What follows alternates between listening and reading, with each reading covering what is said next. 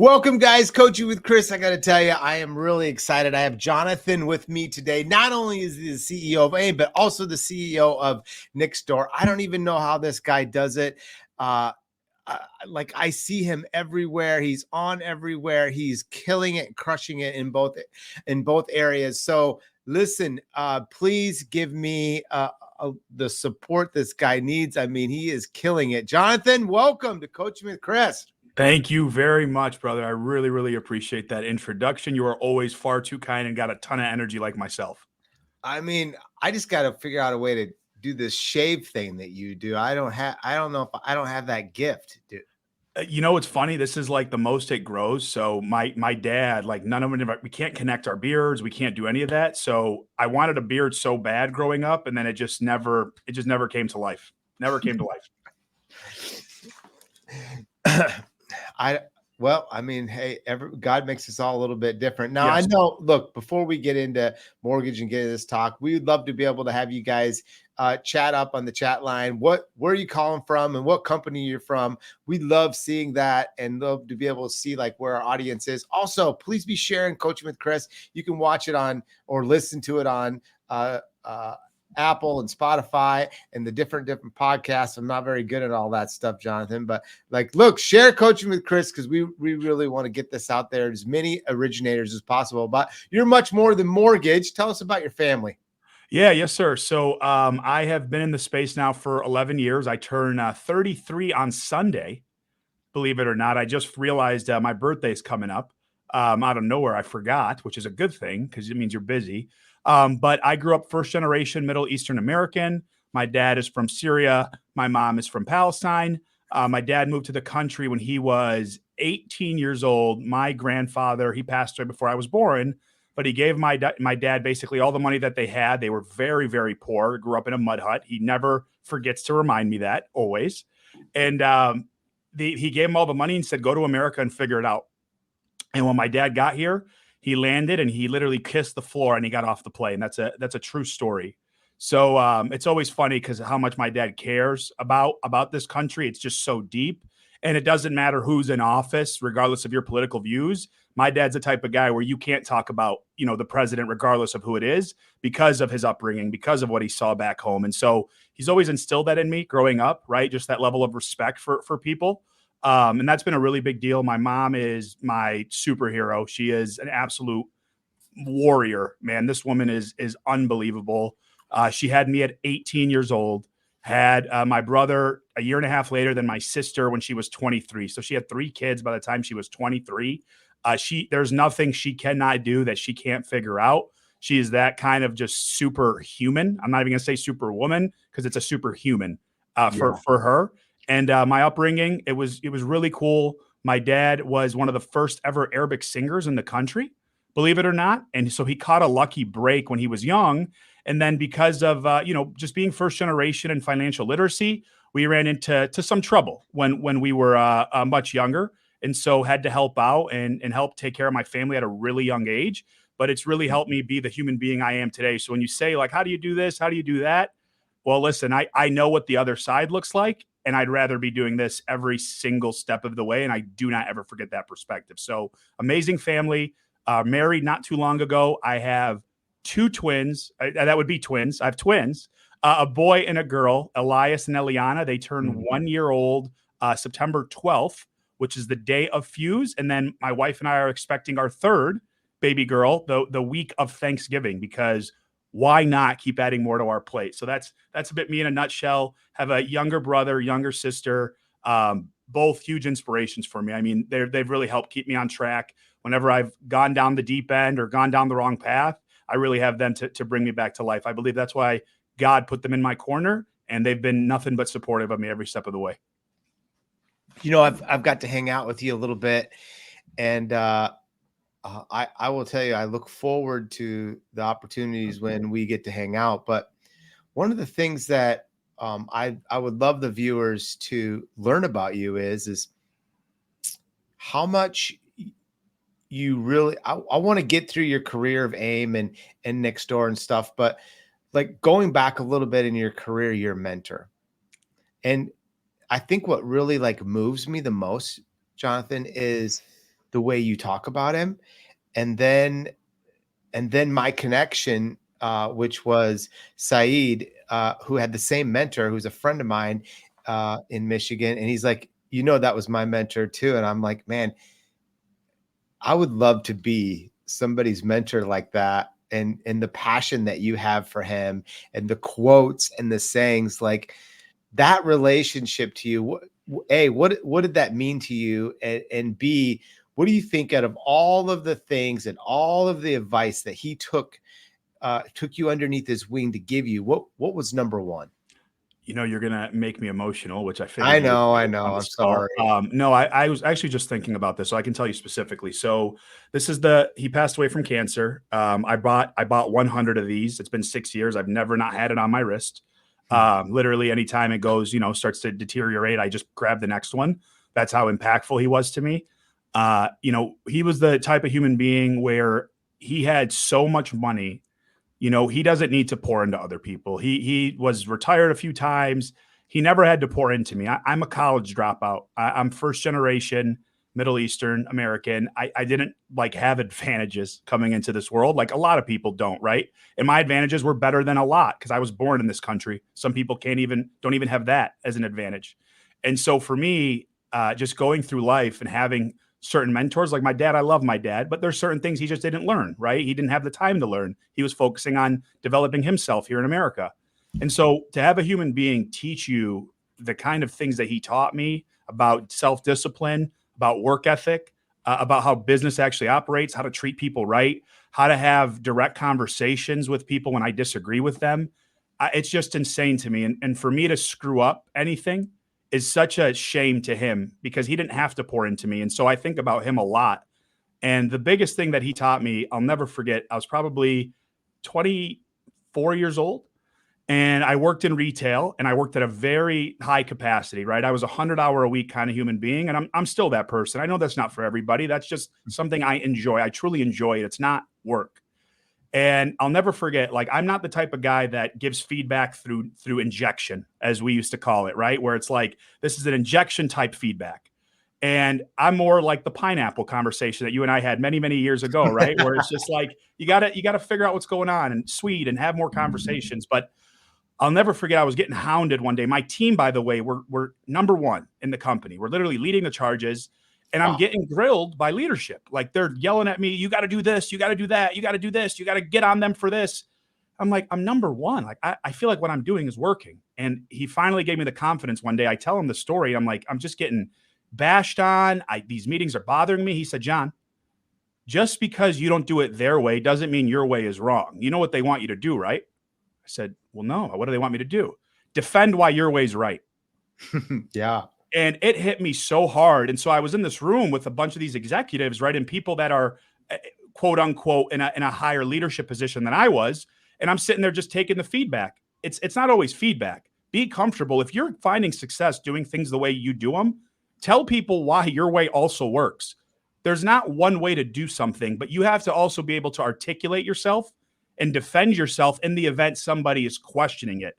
And that's one of the biggest pieces that he gave me. It's that confidence that he instilled in me that, hey, I can go through this life doing it my way, but I better be damn sure I know how to articulate it and communicate that conversation to anybody that might be in a potential higher leadership role. And that helped my trajectory like you would not believe. And it's something I never forget to this day. I think that's really good advice for all of us.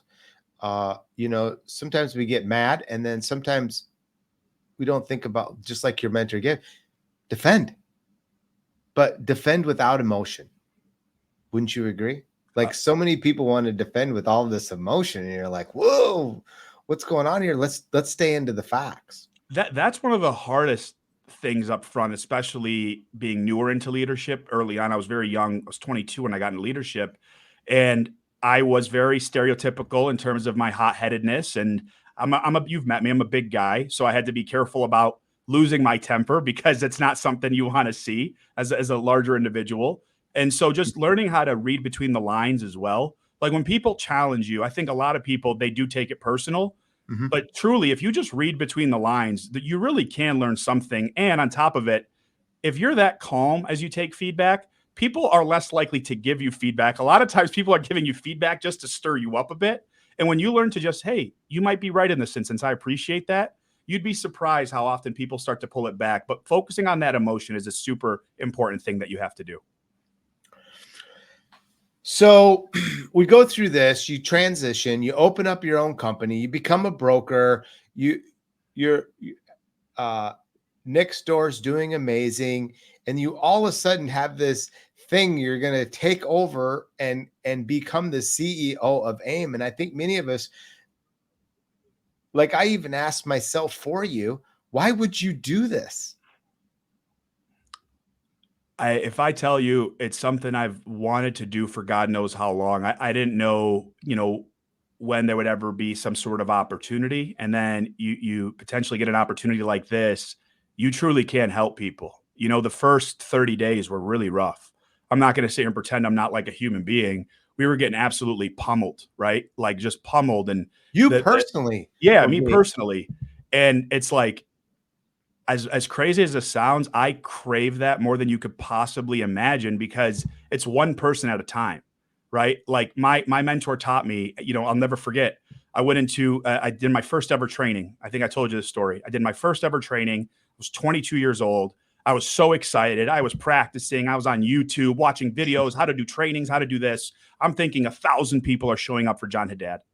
I walk into the room, 3 people are there, 3. And all of a sudden, I just get deflated. I'll never forget the feeling. I'm like, oh, God, here we go. 3 people, great. So I go through, I do the training. Okay, here you go. Here's how you do this. Here's how you present. I go back. He walks over to me, has this big smile on his face. He's like, how'd it go? I didn't go so well. What? What do you mean? Come here. Pulls me into an office. So what happened? I said, well, 3 people showed up. And you ever have that person that you love deeply and they kind of look at you with disgust and you're just like, oh, no, what did I just say? I didn't say anything. And he looks at me and he goes, wow, shame on you. Shame on you for being that naive that you think because your name is John Haddad and you're a leader that there should be 1,000 people in this room for you. He goes, shame on you. And because of your attitude, the 3 people that showed up got the worst version of you because you're naive. And I've never forgotten that story. And it's that same mentality. I ran that story through my head hundreds of times the first 30 days. It's like one at a time, one at a time. These brokers, they're not supposed to love me right away. Like, who am I? Could you imagine I walked into your house for the first time and I love you. No, you don't. You got to get to know me. You got to get to feel me out. You got to get to understand me. And that means that I have to let my ego go. I can sit there and say, oh my God, well, screw that person. I'm not going to talk to them. No, that's not how this goes. Hey, are you willing to have a conversation? For those that were willing to get on the phone with me, those are the ones I wanted to get in front of. And it's crazy because one by one, 1,000+ conversations later, legitimately over 1,000, here we are now, and we're getting insane traction. People are super excited. The community is just changing the momentum. The Facebook group that we have is getting so much cleaner in terms of the messaging and the positivity. That's all people want. So we have so much more work to do. But truly, Chris, I've been craving an opportunity like this to just challenge me, to push me forward, to really help propel myself, because I haven't had this kind of challenge in the longest time. And when I tell you I'm enjoying it every step of the way, that is not an exaggeration. This has been one of the most difficult yet rewarding things that I've done. And it has not been that long that we've been at it. So God willing, a lot more to come. And I'm not going to stop. It keeps me inspired and keeps me going. Yeah, you're just a better human than me. I'm a fighter, and I have a big, huge fear of not being liked. And you just tackled it. Like, watching from the sidelines of how you handled this is just simply amazing. Like, did you ever have anyone that just wouldn't have that conversation with you? Oh yeah, tons of people. Listen, tons of people would not have the conversation, and here's what I'll say, and I'll tell everybody. If you're willing to post it on Facebook but not pick up the phone to call me, like, that's on you. You're weak. That's not on me. That's the one thing where I don't like play around with. And I've reached out. Hey, give me a call. Give me that. Give me that. Just get on the phone with me. If you don't like it, that's totally fine. That's completely and totally fine. And again, even on here, you guys remove the comment. I saw it, like somebody posted. It was like their name was like trigger leader or whatever it is. It's like, They did. It doesn't matter. Like, it's okay. right? It's okay. Like people's thought process says it doesn't matter. My job is to call. My job is to let my ego down. And I realize that not everybody's going to like me, and that's fine. But what you won't take away from me is my work ethic. And you can see it. Like that's been my thing is like, we're going to keep working and we're going to make sure everybody sees that we're working, because complaining, you and I both know, only lasts so long. If you want to keep yourself surrounded with people that complain constantly, think about what that does to your psyche. Think about what that does to you mentally, and think about what that does to the people in the groups that you're around. You're poisoning that group with the constant negativity. So my job is to try and bring in the positivity, showcase to people, hey, here's how it's done, and then just showcase to them through my effort and my work ethic and our community and the changes we want. And God willing, right, they want to have a conversation.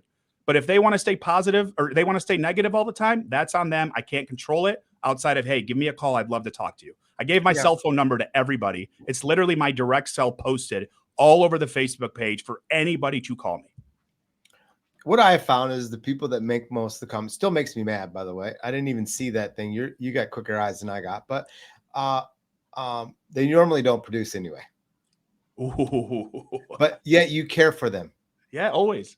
That is just such a cool gift that you were given, and you're like, look, I still care for you. I still want you to be successful. I still want to help you in your business. I still want to put speakers in front of you. I still want to be out there. I'm still going to travel. I'm still going to continue to keep going. You can't stop me. And it never hit me. I wish I would have used you as an example, so I'm going to use it now in front of everybody. Is this: I said to my loan officers last week, change your soundtrack. You're playing the wrong song.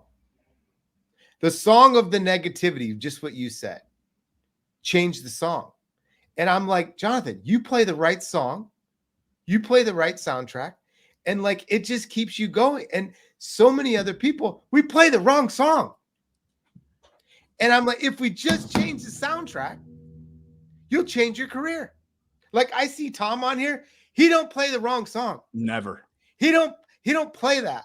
He plays the right song, and it's on repeat. And I think that's just a gift you've been given. You know what's funny? We were just talking about this the other day. We're on the mortgage mornings, and I was just talking about like getting hyped, getting ready, and I was telling them about, you know, whenever I go to have like if I have to deny a loan out, if I have to have a tough conversation with an agent, I was like, yeah, I have a song, you know, that's nostalgic for me, and I remember growing up, and I would always listen to the song, it made me feel good. And they're like, what's the song? What's the song? And I was like a little embarrassed to tell it. And I was like, all right, listen, it's my mom. All right. She was born in the 70s, but it's Stevie B's Spring Love.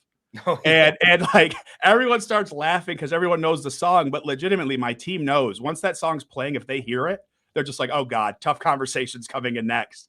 But to your point, I know you're talking about the soundtrack, but even the actual sound itself, you're not wrong. Like playing and getting yourself into that mode, into that moment, regardless of what it is a really big deal. And the one thing I'll tell you too is this, Chris, I won't get into, you know, too much detail about this side of it, but you have to understand something. When I was 12, 13, 14, life changed a lot for my family and I. And, you know, there was a Christmas, I remember my mom coming home, 14 years old. She's like, hey, there's just not going to be as many gifts this year. And I remember her bawling her eyes out. So I worked at my uncle's dollar store. I would literally go to school. I'd get picked up from school. I'd work till midnight. I'd get dropped off back at home, and I'd go back to school the next day, and I'd do it over and over again. I can tell you this with confidence because I am proud of it. I used to be so embarrassed by it. I put gifts under the tree that year. I still remember buying my brother a Carmelo Anthony jersey, the Denver Nuggets, the top matched the bottom of it. I remember buying my mom earrings from Westland Mall here in Michigan. So if you think like this is tough, you're just mistaken. I've been on the other side of what tough is. I really, really have. I've been on the side where nobody wants to help. I've been on the side where nobody's just offering me a hand to take care of something for my family, even though my dad did that for a lot of people. We never got that reciprocated. I had to dig in internally and figure it out and help my family out. You can't talk to your 13, 14-year-old friends about stuff like that. They're not interested in having that conversation. Right. So my life was just different, as I know there's so many other people. And the cool part is this, Chris, you said, you know, doesn't matter from production. No, it doesn't, because even, you know, all the books, even if you don't like some books or you like a bunch of them, there's still one thing you can learn. And that's the approach I take with each person that I talk to is, hey, it might not be the craziest story in the world, but there has to be one thing I can learn. And maybe they never got support before, because I know, not to get emotional, but I know what it's like not having real support. And I'm talking about at a level of safety, like Maslow's hierarchy, the constant things that you actually need. I was missing some of that safety when I was a kid. And so I never forget about that. I really don't. We're I feel like you've made a huge headway in AIM, coming from that start, watching that whole journey, going all the way, watching you go on the road, away from your twins. I know what being on the road is like. It's hard. You think it's fun, but it's not. It's hard. You get to where you hate it. Um, but now you have AIM Fuse coming. And for everybody listening, what are you most excited for? What if you're a broker that is out there and you're on the fence of should I come, shouldn't I come? Like what would you tell them? Look, I think the biggest thing is sales, right? We had a webinar that we did 2 weeks ago, how to sell FHA and VA streamlines, 24 hours, 800 registrations. We had 450 people on from start to finish. We've received massive influx of people that want the recordings. How many people said this was great? This was awesome. We're here to talk about sales, actual real strategies and things that you can implement today. It's no more ideas, right? These breakout sessions are awesome, but it's also giving you tangible things in your hands that you can take back and do. Different sales techniques, how to do a pedestal sale, how to do a pendulum sale. I'm learning that a lot of the community, not everybody knows about these sales, right? How to structure them, how to set it up, how to sell a client on bringing a payment to close, how to have that conversation, how to call your past clients. I mean, there's one statistic to me that just blows my mind. I came from retail initially. Hmm. So a little over 650,000 cash out refinances in 2023. 650,000. Mortgage brokers accounted for 122,000 of them. That's it. That's it. 122,000. And if you think that retail didn't call your past client and and get them to do a cash out refi, you're very mistaken. You just truly are. That's what they're paid to do. That's what they're buying leads for and getting all those opportunities. So even showcasing to the broker space, hey, here's a couple things that were done, correctly, and here's how you can implement them in your business right now. The amount of loans we're helping people write is absurd. And that's, I think, the biggest focus. And we just have to flip people's mindsets. Don't make the assumption for your consumer. They've been struggling as well. They've been hurting. So how do you make that call? How do you go into that call? How do you really dive into the psychology of it? And how do you set yourself up to be the most successful when it comes to doing an actual sale? Because the refinances are coming back and you will miss the wave if you're not prepared. Yeah. So, I mean, staying in that focus of AIM and why you should go to the Fuse event, which is get the tactics, figure out what you need to do, change your bit, write a business plan, and be able to go back to figure out a way to take advantage of this new market. Your speaker lineup is insane. You have tons of people just willing to basically just say, here's my this is how I do it. And I love that you have a community just willing to share. Can you give us any secrets about AIM? And one, let me ask you that. Can you give us any secrets about AIM Fuse that you're most excited about? Yes, I can. Um, so it's something really special.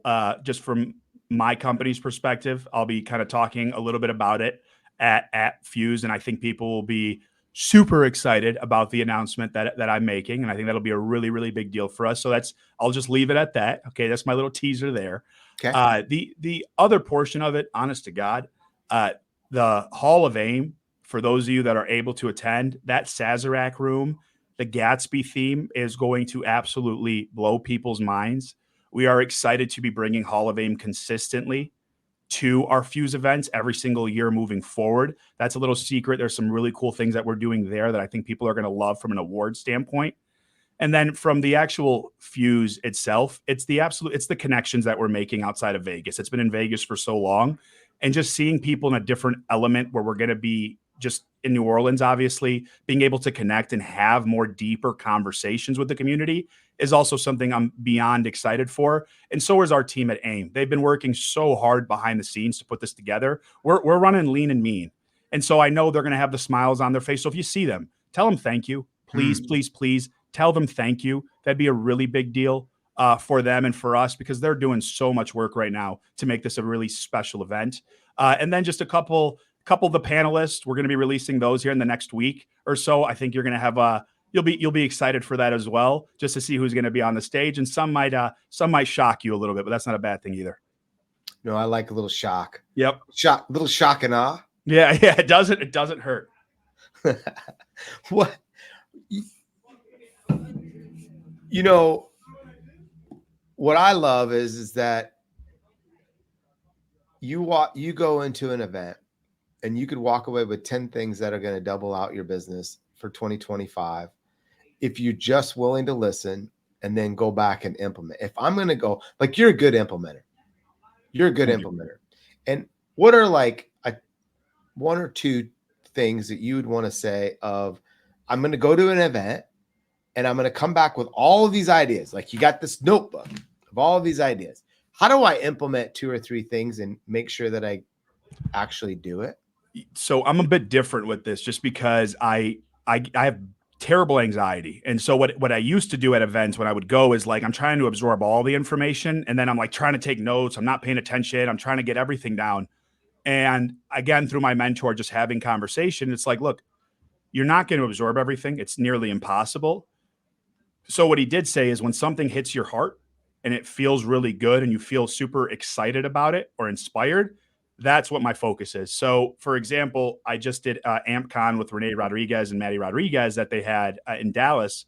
And for me, there were so many great speakers and so much great context. But one of the things is, there was a speaker up there, name was Charlie Rocket, and he does this thing for kids that have cancer. And it's he drives around in this dream bus, literally built a bus to help kids fix their dreams. But he said it's not just one dream that they do. They actually follow up, so they never get back in that position again. And just to hear those stories, there was one specific story. I believe it was a young child in Florida, and she had stage 4 cancer. And what happened was, she was just trying to save money. Like, she wanted to go to Hawaii, I believe it was. And so she was selling these bracelets. And so he solved the dream. But what he also did is, he said, hey, let's help sell your bracelets. They sold like $500,000 worth of bracelets. And her cancer's regressing, believe it or not. It was stage 4, and now it's like gone. And I'm not saying it's the power of positivity, but these families, when they get to their last hope, they go to GoFundMe because they just don't know what to do anymore. So for me, it's like the belief in a person and watching them smile in that success. I'm not saying that's the reason the cancer regressed. What I am saying is, I'm pretty sure it helped quite a bit, having that confidence, having somebody believe in you, and having this young child pursue an entrepreneur's dream at that age. So the belief in another human being, that was one takeaway that I had from that. But again, I have goosebumps now talking to you about it, because it hit my heart. And I think about our people. I think about our community. I think about AIM. I think about my family, my wife, my kids, my brother, my mom. I think about all these people, because it's like, do they need more of that? Do I got to be that person? So that's just one example of how I do it. So I pick 1 or 2 things, and I really go down crazy rabbit holes of understanding whatever it is that's trying to be taught to me. That's just a personal preference. I want to get into some LO coaching stuff, but one of the questions is, what is Hall of AIM that came up? You want to address that real quick? Yeah. So Hall of AIM, it was an event that was separated from Fuse, but it's celebrating some of our top of the line mortgage brokers. It is an invite only. If you're VIP, there's opportunities for you to you'll have tickets automatically if you're a VIP member. But a lot of it is invite only. We're celebrating the best of the best. There's roughly 12 awards that we give away. This year was really special. First time we've ever had it voted on by myself and the board. First time we've had a board here at AIM. So that was really cool to be able for us to go through it and select it and go through our process. And then we're going to be formalizing this process next year as well. But we want to make it a theme every year. This year was the Gatsby theme. It's one of my favorite books, The Great Gatsby, and just having, the way people dressed and the way they were having conversations and throwing the big parties. So this year's a Gatsby theme, and we're going to bring a different theme every year. But this is about traditions. It reminds me a lot of the guitars that you have, and just the way you gave them out, the buffaloes that you have so many really unique culture things that I love when I visited Windsor. And we want to bring that same idea to life here at AIM and do it every single year consistently. So Tom Hollis, thank you for putting it in the group chat over there. But yeah, you can take a look. It's going to be really special. You ready? Oh, always. Okay, cool. If you're going to start all over as an originator, what are one or two things that you would do different if you were starting over tomorrow? So here's what I'll tell you. If I was working, so number one, working for, a decent size shop to figure it out. And the reason I say that is the first thing I would do is I would ask for every dead loan that they have. And I would ask to allow them to let me work on it inside of my LOS system so I can figure out why the loan died. That's something that I make my LOs do now. And it's one of the most impactful things that they can do. They have to send me a report. They go down through the findings. They read the findings the best that they can. And they basically send me why the loan's not working. And so, approved and eligible loans, refer eligible loans, refer with caution. I have these ones that we get every month. We run the same ones over and over again is how we set it up. But that's the first thing. Like, you got to look at as many dead loans as you can so you can understand what it actually means to write a loan. A lot of LOs, when they're new, they don't read the findings. They don't even know how to read the findings. They take the application, they get all excited, they run it through, they don't realize what's going on or why it's going south. So that's the first thing that I would do. Dead loans, dead loans, dead loans, work on them the best that you absolutely can. Number two is structure for your social media. I don't care if you don't know what you don't know. I don't care if you haven't written a loan before. Guess what? You pass the test and you legitimately know more than 99% of Americans about mortgages. So act as if. I don't care about imposter syndrome. Get that out of your vocabulary. Everybody was once an imposter until they got great at their craft. It's that simple. And so those two things, to me, you cannot miss out on that. Dead loans and a cadence for social media. And ChatGPT will do all the work for you now. You have no excuses, but you get to build your brand that way. And we have multiple examples here at my company of people executing at the highest level of doing those two things, never did self-gen business, and now they're leading the charges. Biggest tactic to get a new realtor relationship? This is easy. Be a business partner, not an order taker. Okay. Calling real estate agents and telling them, I'd like to take you out for a cup of coffee. I'm not saying it doesn't work. Let me be very clear with you, but I'm saying how many lenders are calling them. Here's a question I ask all my agents and all my team's agents whenever I get to talk to them and meet with them. If we were on an island and you had to build a business, who are 5 people you would want to help you build that business? So good. If you're not in that conversation, just know you're not doing a good enough job with your agent. So I love to do quarterly reviews with my biggest agents. For example, one of my biggest agents, we go over everything. How many pre-approvals did we lose? How many did I lose? How many clients did they lose? I go over all the revenue they help bring into my company. I let them see it. I don't care. I'm a business partner to you. I hold them accountable. We also have a point system that I can actually share that we hold our agents accountable to. We built our own internal point system for these real estate agents, and my team holds them accountable. And also, don't walk on eggshells with agents. Hey, just so you know, I'm the type of person where accountability is very important to me. You holding me accountable and me holding you accountable. I want to make sure, is this something you're open to? Is me holding you accountable? The agents will say, yes. Right away, Chris, I stop. I say, well, wait. It kind of makes me nervous that you said yes so fast because, Chris, you didn't ask what it means for me to hold you accountable. Would you like me to walk you through that first to make sure you're good with this? I walk through that. I can show you the point system and send it to you, Chris. You can send it out to everybody. Yeah. But after that conversation is had, I then send an email recapping because what do agents do? Well, I don't have time.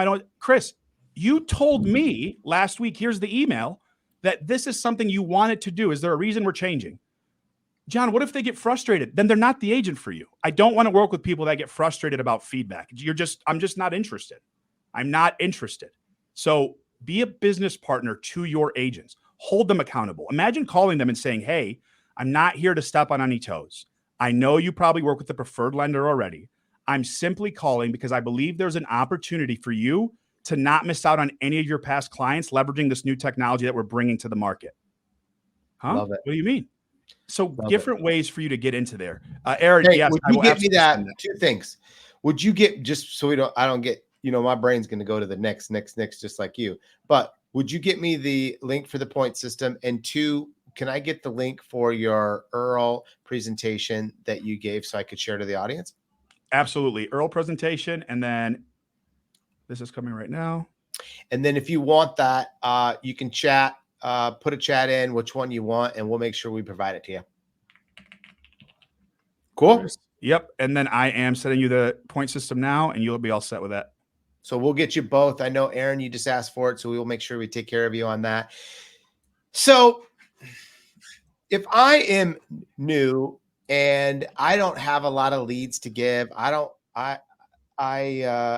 I'm a lender and I'm working these realtor relationships and I'm trying to be a business partner, but I don't have the experience, Jonathan. What advice would you give me? Well, I've So it's refis for so long, and I haven't converted to the realtor relationship, which uh you might be a little late, or I'm brand new as an originator today. Like, what advice would you give me?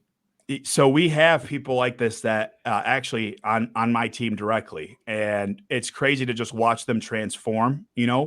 The first thing I'm going to tell you is find somebody that knows what they're doing first and foremost. They are everywhere, everywhere. Don't pretend like they're not.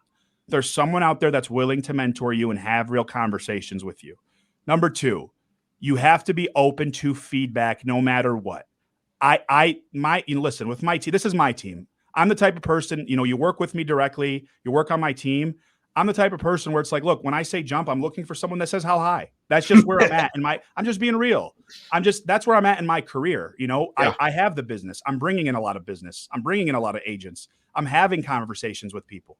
And Yeah. so if you don't follow that lead of that mentor, you're going to set yourself up for failure. There's people that know how to do this at a high level, and you got to be bouncing those ideas off them constantly and consistently. Number three, teaching them how to be great networkers. Okay, there's a skill to it. So what do? We go to networking events together if you're a brand new loan officer. But the first networking event, if it's not me that goes, I have my leader, Gabby, she goes as well. But your job is just to watch me and take notes. That's your job. That's literally it. That's all I have them do. The first meeting. Well, John, should I meet so-and-so? Nope. Literally everything I do, write it down. Well, John, what if someone talk to me? Tell them you're busy. And then when we leave, I want to know what they're paying attention to. This is a really great tactic because you can see how hyper aware that new loan officer is on what they actually can grasp or can't grasp. Some are very high level. Oh, John, the way that you set up the conversation was great. How you went in for a handshake first, how you carried yourself, how your presence is. And then some are much more general. If they're general or extensive, that's fine. I need to know your baseline. And then we walk through and build out a process together. Those are the first three things that you can do that are a really big deal. And then number four, I teach them how to interview. So we do a ton of content for our agents. We do their video reels for them. But you have to make it exciting. And what I don't like in interviews is, all right, like how much business did you do this year? No one gives a shit. Excuse my language. I want to pull out, hey, I'm going to teach you how to extract. So their first realtor podcast, I do it for them. And again, all they're doing is watching. How do I pull out questions? I never prepare my questions. It's just a list, like asking them questions like, for instance, Chris, hey, outside of your friends and family, who's somebody you consider a hero? Making them really Great think question. and think about it. Now, when they leave, I'm giving them their reel when they walk out to the real estate agent. But again, I'm teaching my LO how to interview agents. And these four things, especially if you're new, you become very dangerous very quickly. Yeah, that is so good. Hey, let's play a little bit. I'll have you be the agent. You would like, he wants to talk about Zillow, and you're asking me to buy Zillow leads. Okay, so You ready? You're the client. Okay. No, I'm the loan officer. Oh, that's what I'm sorry. You're the LO. Yeah. I'm the I'm agent. the loan officer. You're the realtor, and I've called you, and you're like really interested if I would be buying your Zillow leads. Okay. Ready? You want me to be difficult on you? What do you want me to just go nuts? Let's go meet. I Medium? don't care. Sure. However you want to do it. Cool. Listen, Chris, I'm between you and another lender right now, and just between us, like it's going to have a lot to do with our Zillow leads, and I'm hoping to see if that's something you're interested in doing. So, do you figure that most of the percentage of your business is coming from Zillow? I think so. I would like to think that. So, what do you think your average conversion is with your Zillow leads today? Because some of the best in the nation's at 1%. You're so good. I think I'm probably hovering about 2, maybe 3. So you're the best in the nation. I mean, if I were to really look at the numbers, I don't really track it the best way possible, to be very upfront with you. So I'm so curious and excited to be able to do it. I'm not saying I'm not interested, but how fast do you engage to a Zillow lead once you get it? Are you under 30 seconds, or where are you at to be able to get to that? A real side note: are you gonna? This is recorded too, right? I hope. I don't know. All right, Yeah. good. Well, just because this is how you take control of a conversation. Right. I've been talking to my team about this, which is Okay. like, I love. That's why I'm smiling right now because this is so good. So Chris, I definitely. It looks like I'm just under a minute, actually, right under a minute. It looks like. So do you actually track it, or are you guessing? I have follow up, boss, and I think it's pretty close, is what I use, but I can't tell you with absolute certainty that it's that. I guess my last question is that how big is your team to be able to handle the additional leads that you want me to purchase? Because I would hate to have purchased and then you not have a team to be able to handle it. This is so good. Y'all, listen, for those listening, this is literally how these go. So I have some Zillow with some of my big agents, but to Chris's point, I literally make them, I sit with them and listen to how they cold call. So like my one thing is, okay, no problem, but I have to sit with you for 3 hours to see how you work these leads. Right. And they don't want.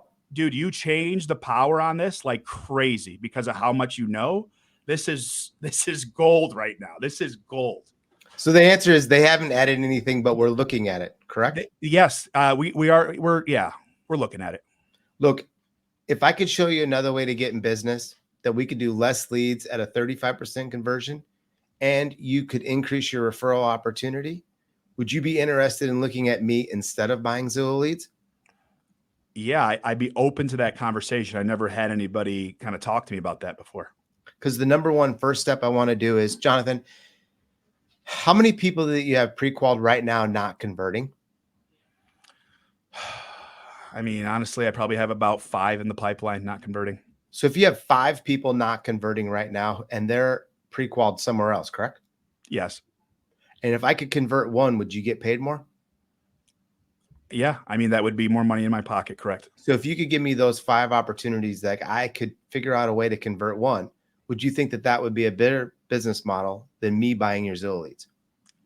If you're that good, I feel like that's a conversation I'd want to have. So I feel like, Aaron, this is the way to convert from Zillow back to value that you can give. And asking a realtor of the unconverted pre-quals is money. Would you agree, Jonathan? 100%, Chris. It's the power. Listen, you have to know more than the agents. And God, that was so good, Chris. Sorry, that was great. We were just my team. I was just telling them this. Like, take the power back, and you can do it by asking simple question. Hey, what's your conversion numbers? Huh? What? No, I was just curious. Like, you want me to spend on you? No problem. The one agent I do it with, Zillow. I went to his office, and for 3 hours I sat there. Probably the best cold call I've ever heard in my life. He's actually going to be at Fuse. He's presenting. Oh, great. He still does 100 listings a year, all cold calling. But wow. but it's far and few. But he's the only one where it bit me in the ass, y'all. Okay, one person out of all the agents that have tried this, I was like, all right, well, I guess it makes sense with you. This is great. But to Chris's point, they have no idea, and it's your job to call them out on that BS. That was so good. Biggest mistake you've made in your career? Procrastinating to rip the Band-Aid off for bad news. So good. So hard. Me too. That's the worst. It's still always, it's still always difficult. It's just the process is easier now. But early on, like, you want to be yes to everybody, and even to your clients and to your agents. And I tell my team, and I know it's hard when you're new, where it's like, well, John, it's my only agent. I get it. It's your only client. I get it. But here's the truth. You got to respect yourself. You got to respect your boundaries, and people will respect you more when you rip Band-Aids off faster. I mean, that's just the reality of it. Like, I had one today. I called the agent, one of my LO's loans, actually, for him. It was supposed to close tomorrow. I was like, look, it's closing Friday, right? The agent let me have it. And all I did is I said, look, I know you're frustrated right now, but I'm here to help you. Would me calling the listing agent benefit you and make it a little bit easier for you? They said yes, but I resolved the problem for them. And now that agent still loves us, right? She was like, thank you for doing that. I've never had a lender do that before. So I took a problem and turned it into something, but I didn't wait to rip that Band-Aid off, although I got the news yesterday. So I had to do it this morning. But either way, do not wait. It's going to absolutely crush you. It's called loan anxiety. Don't pretend you haven't had it. We have all had loan anxiety. For sure. You know what I'm talking about. You're up at night. You're probably pouring a glass of Jack Daniels. All right. You're ripping it back. You're stressing out, and then you're waking up the next day into more anxiety. I know the feeling more than you could possibly imagine. You have to stay away from that, or else this is going to be a very difficult career for you to continue down. Yeah, and I think I want everybody to recognize what you did, which was you owned it. You didn't blame anyone else. And when you do, you also recognize that they're frustrated. And many times our customer just wants you to say and understand they're mad. And then you come to the solution, and the solution is Friday. And that's it, right? We had a fix, and we had one. You just have the conversation. You just jump on the call and just get it out of the way, and do it in the morning, y'all. Please do it in the morning. No matter what you think, John, I can compartmentalize. Okay, so can I. But what I can't do is, like, midway in a meeting at 12 o'clock, I'm thinking about that loan from this morning that I forgot to call. I'm just too busy. You're not. You're not that busy to make a conversation and a phone call like that. And I promise you, you will thank me later. You will thank me later. You'll thank Chris later, because it's the right thing to do. Yeah, it is. What, as we're getting ready to close, I don't know if anybody's got any questions you want to ask Jonathan, but if you do, put them in the chat. We'll make sure we get them answered. But what are you doing to feed yourself today to be able to stay ahead? Like, what are you doing to make Jonathan better? So, one, I have a therapist. I have a business coach. I have a lot of conversations with my wife. I think the biggest thing for me right now is planning. I've lost, not having as much time as I used to have is taking it's harder for me just because I have young kids and a third on the way. And obviously, my wife being pregnant. And so, not keeping everything internal, which I'm not used to. Usually I keep everything very, bottled in. And so having these people in my corner has been a really big deal. Also, sharing my goals is something I never used to do with people because it's like personal to me. But just telling people that I trust my goals, and then they check in on me weekly. When I talk to my business coach, my therapist, Renee Rodriguez has been an absolute massive help for me as of late. But my therapist knows my goals. We had a conversation this morning, and we talked about them and how close are you and what are you struggling with? What are you dealing with? You cannot keep things bottled up. It's going to absolutely crush you internally, no matter how good you think you are at processing or dealing with information. You need people around you that know what you're standing for. And if you fall short, who cares? Let them hold you accountable. Don't be embarrassed by it. I think that's helped me be as effective as possible when I don't want to wake up at 4 a.m, when I don't want to work until midnight, when I don't want to take the coaching calls. Like, literally, I'll text them and they'll say, "Well, isn't this what you signed up for?" I'm like, "Oh shit, you're right, I did. All right, great. Put a smile on your face. They need you." And so that stuff's really helped propel me forward. Great question. When do you set time aside for yourself? So I'm getting better at this. I'm not good at it right now. I don't want to, Nika, how are you? I don't want to pretend that I am good at this right now. I'm doing a very bad job. What I will say is my calendar is amazing. And like my time with my wife, my time with my kids, it is all planned. And that was a difficult conversation at first for my wife. It's my wife, right? So when I'm telling her, "Hey, I got to put you in the calendar," that first combo was like, "Are you out of your mind?" And so I was like, "Oh shit, I'm sorry. Oops, that's wrong timing." But as we talked through it, she understood, why, and now it's helped our relationship tremendously. But no, I have to do a better job of spending time on myself. Usually, honestly, Nika, it's between like 11 p.m. and 1 a.m. when the kids are asleep and everybody's asleep. And that's when I get like 2 hours to me. I'm reading Lincoln's Melancholy right now, which is a great book, just focusing on people that had anxiety in the past and our history, and just giving myself perspective, right? Like making myself know that I'm not the only person that's ever dealt with this kind of stress before. There's been millions of people that have done it at a much higher level, much higher scale. And so giving me that perspective has helped. And do I ever get some sleep? So no, I've always been a 4 hour a night kind of guy. I've been that way since I was a kid. I don't know why. I've had all the tests. I've had everything. Has not ever caused me any issues, but I do want to get that up. I mean, I want to start getting 6-7 hours a night. I know that'll make me much more effective. Last question. It's a doozy. You ready? Yes. So it's a gajillion years later, and we're standing around at your funeral. What do you want said about you? I love this.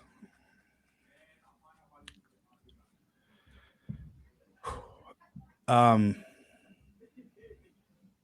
I want my kids. I want, God willing, my future grandkids, my friends, my family. I want them all around me. And the first thing I want them to say is he he put everything he had into what he loved. I think Mm, that's like the most important thing to me. Number two is he never regretted the way he lived life is very mm, important to me. Number three, it's the way I treated people is a big deal. You know, he would give the back off his shirt for somebody is something I hope people say about me. mm. And then number four is relentless. I hope people say this was one of the most relentless, positive human beings that they've ever met. And if I can be half the man that this human being was, I really truly lived a very fulfilling life because you guys have no idea the impact this human being made, even at his funeral, just to see all the people that were there. And I pray to God, I pray every night, I work hard to be as remotely close to that as I can. So those would be the four things I truly wish people remember me by. I want you to know that not only you becoming, but you are that mentor that was special to you, that you are becoming that mentor to so many others. And you are not just becoming it, you are. And I'm super proud of you, Jonathan. Thank you for being on Coaching with Chris. Uh, by the way, top Coaching with Chris interview ever. And I just got to say thank you, thank you, thank you for all you're doing for our industry. I had three of your teammates here for our playbook event. Uh, uh, they're amazing. They're amazing, and what you're building with Nick Store is something that everybody should pay attention to. So thank you. Thank you. And you got to see the other side of me on that front too. So we can save that for a different day, that story. Awesome. See you, bud. Thank you, brother.